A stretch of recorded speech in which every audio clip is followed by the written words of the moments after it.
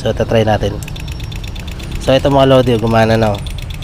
So pag pinaanda natin yan, magda-rapid backfire na yan. Hahanapin natin yung positive natin. So yung iba kasi nilalagay nila sa ignition switch. So sa akin hindi na mga lodi, abangan nyo to mga lodi, napakaganda nito mga lodi. Hindi na kayo mag-aano ng pagkahaba-habang wire. Kahit ganito nakaiksi, okay na yun mga lodi. Yan, kahit ganito ka nakaiksi na, hindi, huwag na kayong gumastos ng maraming wire, okay na yan. So yung iba kasi nilalagay sa battery dito. So huwag nyo ilalagay dito, delikado yun. So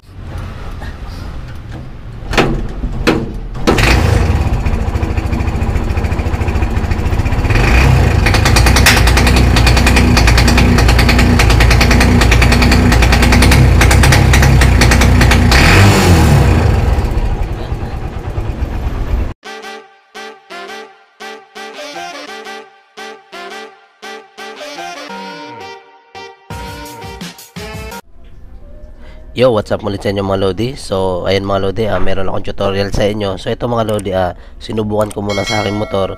So nung nasubukan ko, okay po siya mga lodi, effective po siya. So gumana po siya.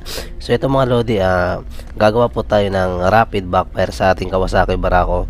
So alam ko mga lodi, marami nang gumagawa nito sa iba't ibang uri ng motor. Pero ituturo ko sa inyo about naman dito sa ating Barako. So bakit nga ba natin ito ginagawa? So ito mga lodi, rapid backfire, kung nanonood kayo ng motor show, so may kita nyo puputok yung mga motor, tapos para siyang paputok mga lodi. So alam naman natin sa New Year, bawal na yung mga paputok. So bali ang gagawin nating instrumento sa pagpapaputok ay yung ating motor. So pwede po yun mga lodi. So bali, ano bang mga materyales na dapat natin kailangan? So unang-una mga lodi, ito po, horn relay. So dapat 4 lang siya na pin. So wag po kayong bibili na 5 pin, 5 yung paa. So dapat 4 lang. So papaliwanag ko sa inyo yan kung paano ikakabit. So yan po ang una-una natin kailangan. Kasunod naman, interrupter relay, 12 volts. So interrupter relay to mga lodi. So saan nga ba nakakabili nito? Nakakabili kayo nito mga lodi sa mga motor shop. So kung wala naman sa motor shop, so maaring i-search nyo lang siya sa Shopee. So kung alin yung mga nakikita nyo yung good quality, good feedback, doon na lang po kayo kumuha. So dapat meron po sa adjacent. So mas maganda para, ayan po, yan, para naman kahit papano yung adjacent nya, para kahit naman papano kung gusto nyo mabilis, kung gusto nyo mabagal, so nasa sa inyo yun. So ito lang yung mga kailangan. Ayan. Ngayon, kailangan din natin ng dalawang wire. Ayan, dalawang wire lang. Negative saka positive yan mga lodi. So ito yung positive, ito yung negative na may stripe na itim. So ito naman yung positive na walang stripe. So parehas siyang pula. So kailangan natin yan. Ngayon, ito namang switch. So kailangan din natin ito mga lodi. Alamin nyo mga lodi kung bakit kailangan to. Kasi hindi po pwedeng wala to. Kapag wala to, sasablay po yung gawa nyo. So hindi po siya gagana. So kung gagana man pero mahirap, so dapat talaga hindi po pwedeng mawala to. So ngayon, ayan na, kompleto na. At saka itong electrical tape. So ayan. At saka ito mga lodi, kailangan din natin to. So panoorin nyo lang kung bakit natin kailangan to. So saan ba nakakabili nito? So nakakabili po nito sa Shopee. Heat shrink tube yata pangalan nito. So search nyo lang mga lodi, ilagay nyo lang heat tube. May kita, lalabas na lang yan dun. So ito na, umpisa na natin, huwag na natin patagalin. So unang-una, dito tayo mag-focus sa relay. So ito na nga mga lodi, meron siyang number mga lodi. Ito, yan. Ito yung 87 sa taas, ito yung positive, ito yung magiging positive natin mga lodi. Tapos ito namang number 30 sa baba, ito yung magiging ground natin. So tandaan nyo lang, dalawa lang naman tatandaan nyo dyan Tapos itong dalawang paa na to, so dito natin isasaksak yung interrupter relay. So itong dalawa na to mga lodi, itong dilaw na to. So isasaksak natin yan, kahit magkabaliktaran yan, bahala na kayo, pwede yan. At gagana yan kahit magkabaliktad yan. So itong dito natin siya ikakabit sa 86 at saka 85. Yan. So ganyan lang magiging forma niya mga idol. So bago natin siya isasalpak, bali ang gagawin natin, ikakabit muna natin itong positive niya. So saan ba natin to ikakabit? Syempre dun sa 87. Ayan, kasi dun tayo kukuha ng positive niya mga lodi. So pag nag-assemble kayo, unahin nyo to ayan. Wait. Ayan, pasensya na kayo, may trangkaso ako pero kahit papano gagawa tayo ng tutorial kasi malapit na ang New Year, di ba? Yan, ikakabit natin yan. Ikot nyo lang. Kagana na yan, sinubukan ko na to. Gumana. Di, sabi ko, gawa ko ng tutorial to, di ba? Yan, ito yung positive niya sa number 87. Yan. Ayan. Tapos ito namang red black, ito na yung magiging ground natin sa number 30. Panis. Ayan, baka may mga ano na naman dyan comment na naman dyan malulupit bahala kayo dyan, basta sinuturo ko lang sa inyo kung paano magpaputok sa New Year. Ayan. Ayan. Gagana to mga idol, gagana talaga to, maniwala kayo sa akin mga lodi, gagana talaga to Yan. So ito mga lodi, hindi siya safe. So bali gagamit tayo ng heat shrink tube. So nakakabili nito sa ating paboritong shopping online, ang Shopee. Yan. So ilalagay nyo yung kulay red dito sa, syempre sa red. Yan. Yan. Sundan nyo lang. Yan. Tapos painitin natin para sumikip. So kailangan natin to mga lodi para naman iwas sunog sa motor. O, diba? Iwas aberya. O, diba? Tapos kukuha tayo naman tayo ng kulay itim. Syempre yung itim dun sa ground. Syempre kailangan dun sa pula. Ayan, dito nakabit natin yan. Ayan. Ayan, gagana to mga lodi hindi to hindi to fake Ayan, sinubukan ko na to sa akin So syempre subukan ko muna gumana, di gawa natin ng tutorial para yung mga kabarako natin dyan magpaputok sa New Year. O diba, panis. Ayaw pumasok. Ayaw yata nito magpaputok ayaw pumasok wait lang ayaw magtigas mo ayaw pumasok virgin.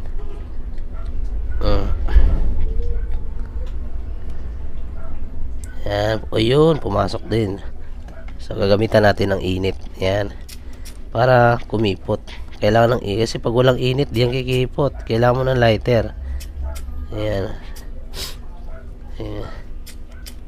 Ayan. So ayan na. Gumana na siya.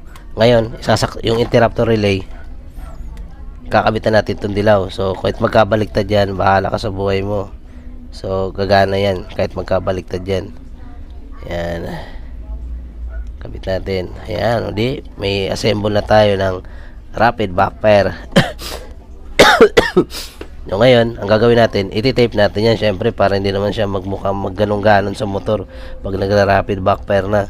Ayan, iano natin siya, iipit natin para magandang tingnan, di ba? Panis. Pasensya na kayo mga lodi. Yung iba kasi pag may sipon nagagalit na gumana may sakit ako wala magagawa natin, di ba? Ang purpose naman natin dito tutorial hindi yung wag na lang kayong pumokus dun sa sa sakit ko siyempre masasaktan lang kayo. Ayan, kabit na natin, ibitin natin siya. Ayan, marami nang gumagawa nito mga lodi disclaimer lang hindi ako original na naka-invento nito. Marami nang matagal na to mga lodi, noon pa to kahit hindi pa ako nagba-vlog. Marami nang gumagawa nito. Ayan. So ayan mga lodi, assemble na. Ngayon ito mga lodi ay ito mga lodi nakakabit to dun sa positive natin. So hahanapin natin yung positive natin. So yung iba kasi nilalagay nila sa ignition switch. So sa akin hindi na mga lodi, abangan nyo to mga lodi, napakaganda nito mga lodi. Hindi na kayo mag-aano ng pagkahaba-habang wire. Kahit ganito nakaiksi, okay na yan mga lodi. Yan, kahit ganito ka nakaiksi na, wag na kayong gumastos ng maraming wire, okay na yan. So, ito na mga lodi ha. Ito naman positive mga lodi. Ito yung number 87 natin ha. Itong ground natin, number 30. So, itong number 87 mga lodi, ito yung isasaksak natin doon sa pulser ng ating barako. So, abangan nyo yung mga lodi. Abangan nyo kung dalawa kasi ang wire ng pulser ng barako. So, dalawa doon. So, abangan nyo lang kung saan natin ito isusuksok. So, ayan. Ngayon, itong ground na to mga lodi, ayan, yung ground ng relay, ipagdidikit natin yan dito. Yan, dikit natin yan dito mga idol. Yan, dikit. Dikit nyo lang yan. So, pwede nyo itong erekta sa battery na ground. So, pwede rin naman sa body ground. So, pwede yan kahit lahat. Wag mo lang ikabit ito sa positive. Siyempre, paano nga ba gagana? Diba? Kasi may positive na tayo. Itong pula eh. Ayan. So, ngayon, ito mga lodi, sa pulser to ha. Tatandaan nyo yan ha. Dito nakakonect sa on relay ha. O sa positive. So, hahanapin nyo yung positive yung mga lodi. Huwag nyo irerekta sa battery mga lodi ha. Kasi, pag nirekta nyo sa battery, pag nagkaroon ng aberya, pwedeng masunog yung motor nyo. So, hanapin nyo lang talaga. Kahit hindi lalo sa ignition coil, ignition switch. So, malayo na masyado yun. So, bali, ito, idugtong nyo yung switch. Yan. Yan, wait lang. Siyempre, bago natin idugtong, gagamit tayo nito, di ba? Ayan, para safe. Hindi na ako gagamit ng electrical tape. Ayan. Ito na lang. Para maganda siyang tingnan. Kasi electrical tape kasi minsan bubuka yan pag nababasa eh. Di ba? Ayan. Ito, walang bukahan to kasi init na init. Pinainit siya eh. Hindi siya bubuka. Paano nga naman bubuka eh? Nainitan siya. Ayan. Ha? Tapos iinitan. Ayan na. Ayan na. Ayan na. Kumipot na. Ayan. Pag nainitan, nakakipot Ayan. So ganito lang yung assemble natin. So okay na. Ito yung natira ito sa pulser. Number 87 to. Ito yung sa pulser. Ito naman yung malapit dito. Yan, magkatabi. Ito naman ay sa hahanapin natin yung positive ng motor natin. Kung saan natin itatap. Abangan nyo yan mga lodi. Tapos may switch. Yung ito naman dun sa live. Yan. Para pag ganyan patay, pag ganyan live, o diba, panis. So ayan. So punta na tayo dun sa motor. Ikabit na natin. So ito na nga mga idol. So andito na tayo ngayon. So ikakabit na natin yung inassemble natin. So ito po yung inassemble natin mga lodi ha. Ayan, assemble natin yan. Ayan. So ang gagawin nyo, unang-una nyong gagawin ay hahanapin nyo yung wire ng stator nyo. So tatabi ko muna to. Aray ko, nalaglag na. Tatabi ko muna. So nasan nga ba ang wire ng stator? Syempre nandito. So hahanapin nyo lang. Tingnan nyo, ayan o. Yan, yung wire na yan. So bali ang ginawa ko, ito nilabas ko na siya. Ayan o. Yan, nilabas ko na ito. So ito. So ngayon, saan ba natin i-connect? So ngayon, i-connect na natin yan mga idol ha. So unahin natin yun. Unahin natin ang pag-connect sa stator, sa pulser. So i-connect natin yan. Dalawa kasi ang wire ng pulser mga lodi. So, panoorin nyo lang mga idol ha. Yan. So bali itong ground natin na number 30 ay ipagsasama natin itong dalawa. So bali papakita ko lang sa inyo kung saan sila kinakabit. Tapos ngayon i-test natin. Ayan, pag gumana, yun na, okay na, gumana na siya. So bali ang ipapakita ko lang sa inyo yung mga basic na dapat yung malaman. So dapat mga lodi, ito ikakabit nyo dito sa ground ng battery. So pwede rin sa ang tawag nito yung body ground. So pwede rin dun. So bali ang gagawin ko, ikakabit ko muna dito sa battery nya. So sample lang to mga lodi ha. Ayan. Ikakabit natin. Ayan. Ay wait lang. naiwan pa yung Phillips screw ko. Ayan.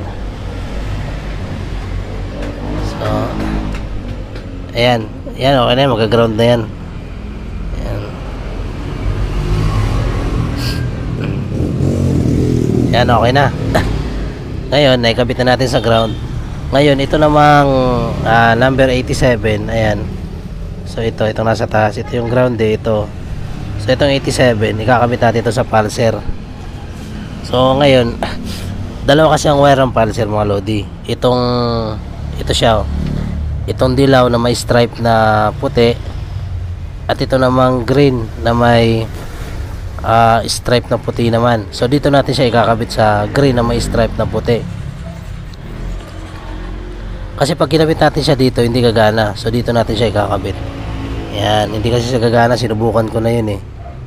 Susuksok mo lang yan.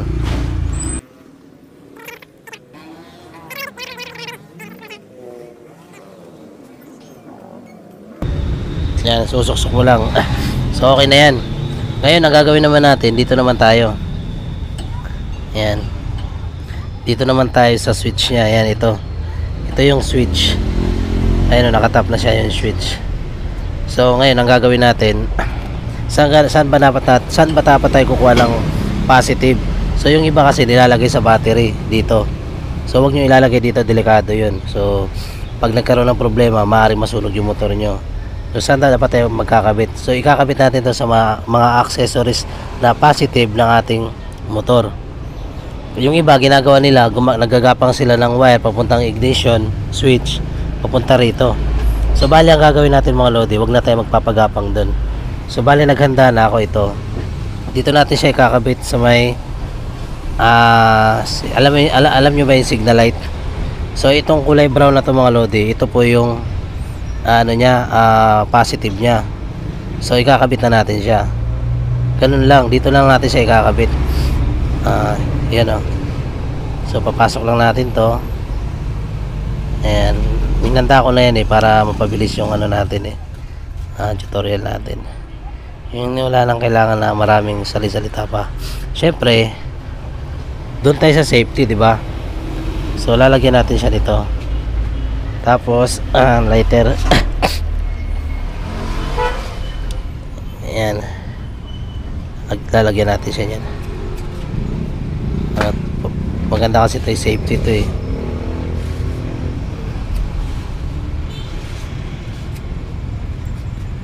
So ayan na, safety na siya mga lodi. So ngayon, itatry natin kung gagana. Ano natin yung susi. So ayan na, itatry natin kung gagana siya. So bali, pinakita ko lang sa inyo kung paano ang sistema ng pagkabit. So bahala na kayo kung saan nyo siya itatago. So nakadepende na sa inyo yun. So itatry natin. So ito mga lodi, gumana na. So pag pinaanda natin yan, magra-rapid backfire na yan. So meron niyang adjustan ito. Yan, mabilis. So dapat dito lang tayo. Yan, ganyan lang. So ngayon, itatry natin siya. Papaanda rin natin. So panoorin nyo lang mga lodi. Itatry natin So bali, hindi pa ako naka-open pipe. So ang gamit kong tambutso ay stock pa lang yan mga idol. So sana marinig nyo yung pagka-backfire nya. So siyempre hindi na natin i-revolution kasi nakakaya sa mga kapitbahay. Pero kakabitan ko ng yan, open pipe yan. So papakita ko na lang sa inyo. So ito na.